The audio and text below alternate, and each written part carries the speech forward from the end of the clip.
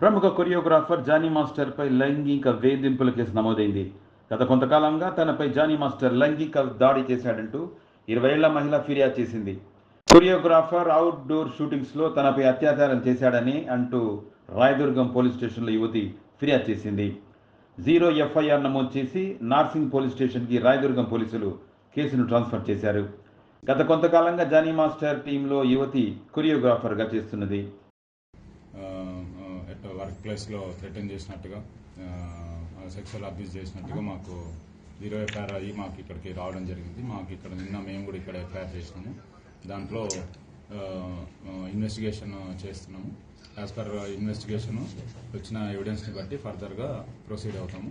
దీంట్లో విక్టిమ్ ఎవరైతే ఉన్నారో విక్టిమ్ ఎగ్జామిన్ చేయాల్సి ఉంది, ఎవిడెన్స్ కలెక్ట్ చేయాల్సి ఉంది. As per evidence collected evidence further investigation proceed అవుతాం.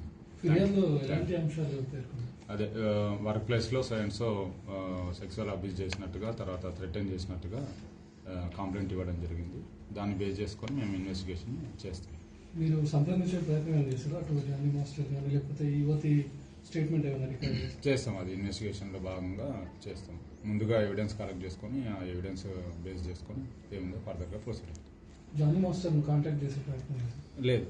ముందు మేము ఒక ఎవిడెన్స్ కావాలి కదా, విక్టిమ్ ఇచ్చే ఎవిడెన్స్ని బట్టి, ఆమె స్టేట్మెంట్ని బట్టి ఏముంది అంటే చూస్తాం. వచ్చిందా సార్ ఇక్కడ? Thank you. విక్టిమ్ అందుబాటులోకి వచ్చినారు. ప్రజెంట్ లేనని చెప్తున్నారు. అవుట్ ఆఫ్ స్టేషన్ అన్నా వస్తానని చెప్తున్నారు. చేస్తాం. యాజ్ పర్ ప్రొసీజర్ ఏముందో అది చేస్తాం. Thank you.